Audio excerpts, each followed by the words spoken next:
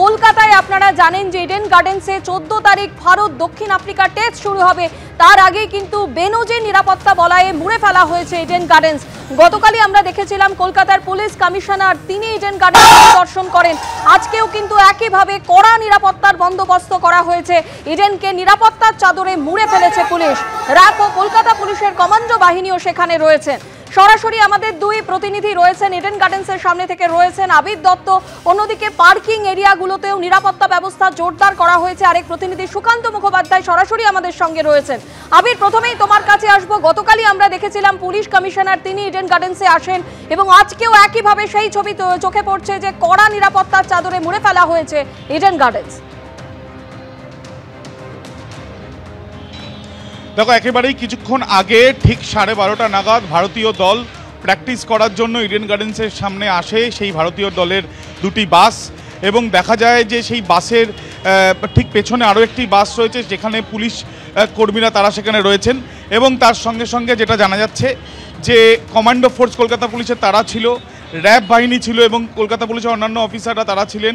আলাদাভাবে ব্যারিকেড করে রাখা হয়েছে এবং ঠিক গতকাল পর্যন্ত বাসের কাছাকাছি যারা সমর্থকরা রয়েছেন বা যারা দেখার জন্য এসছেন প্লেয়ারদের, তারা যেতে পারলেও আজকে কিন্তু প্রায় 50 মিটার দূরত্বে সবাইকে আটকানো হয়। এবং আমরা দেখলাম যে ঠিক একটা কিছুটা আগে দক্ষিণ আফ্রিকা দল তারা যখন আসেন, তারা যখন মাঠ থেকে প্র্যাকটিস করে ফিরে যাচ্ছিলেন তখনও ঠিক একই রকমভাবে কিন্তু এই নিরাপত্তা ব্যবস্থা করা হয়েছিল। ভারতীয় দলে গৌতম গম্ভীর, শুভমান গিল, জসপ্রীত বুমরারা তারা যখন বেরিয়ে যাচ্ছিলেন তখন ট্রাফিকেও বিশেষ ব্যবস্থা করা হয়েছিল।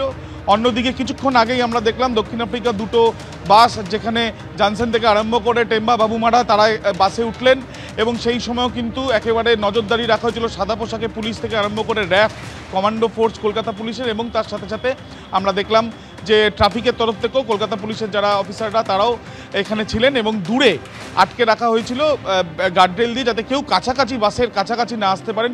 পুরোটাই দিল্লির এই যে হামলার ঘটনার পর থেকে যে নিরাপত্তা আরও জোরদার করা হয়েছিল, যেটা গতকাল থেকে কলকাতা পুলিশের তরফ থেকে বলা হয়েছিল, সেই পরিপ্রেক্ষিতেই কিন্তু এই ব্যবস্থা। আবে তুমি আমাদের সঙ্গে থাকো। অন্যদিকে পার্কিং এরিয়াগুলোতেও কিন্তু কড়া নিরাপত্তা এবং নজরদারি চলছে। সুকান্ত মুখোপাধ্যায় সরাসরি আমাদের প্রতিনিধি রয়েছেন। সুকান্ত, কি দেখতে পাচ্ছ, কিভাবে নজরদারি চলছে? দেখো, দিল্লির ঘটনার পরিপ্রেক্ষিতে বিশেষ করে যে সন্দেহভাজন গাড়িতে এই বিস্ফোরণ হয়েছিল তার আগে যেটা গোয়েন্দারা মনে করছেন যে সেটি দীর্ঘক্ষণ এই লালকেল্লার আশপাশে পার্কিং করে রাখা ছিল, কিন্তু তারপরে পুলিশের কেন নজরদারি এড়ালো সেই বিষয়টি নিয়ে কিন্তু ইতিমধ্যে তদন্ত শুরু হয়েছে।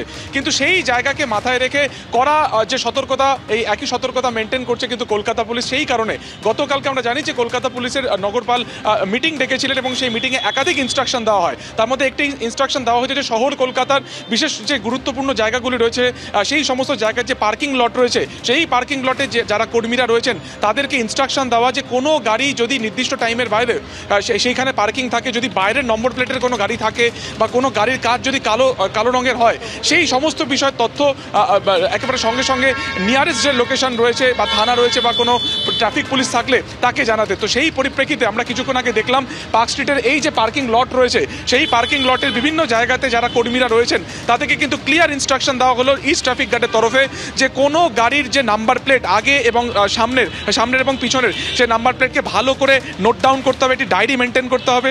এছাড়া কোন গাড়ি কখন থেকে রয়েছে পার্কিংয়ে রয়েছে, তার যদি মালিক যদি সেই সময়ের মধ্যে না আসে বা ড্রাইভার যদি সময়ের মধ্যে না আসে তার একটা ছবি তুলে যেন সার্জেন্টকে জানানো হয়। অর্থাৎ সবভাবে যাতে কোনো রকম গাড়ির কোনো গতিবিধিতে বিভ্রান্তিকর কিছু তাদের নজরে আসে বা কোনো সন্দেহজনক তাদের কোনো মুভমেন্ট যদি দেখতে পাওয়া যায় তাহলে সেক্ষেত্রে সঙ্গে সঙ্গে সেটা কিন্তু 100 ডায়ালে ফোন করে জানাতে। তার কারণ একাধিক জায়গাতে এই পার্কিং রয়েছে, যেমন পার্ক স্ট্রিট যেখানে আসন্ন ডিসেম্বর মাসকে উপলক্ষে কেন্দ্র করে প্রচুর মানুষের ভিড় এখানে হয়, ফলত সার্বিকভাবে যে পার্কিং এরিয়াগুলো রয়েছে সেগুলোতে আলাদা করে নজর দেওয়া হচ্ছে কিন্তু কলকাতা পুলিশ। একেবারে কড়া নজরদারি চালানো হচ্ছে সেই ছবি কিন্তু আপনাদের সামনে তুলে ধরছি। আপাতত তোমাদের ধন্যবাদ।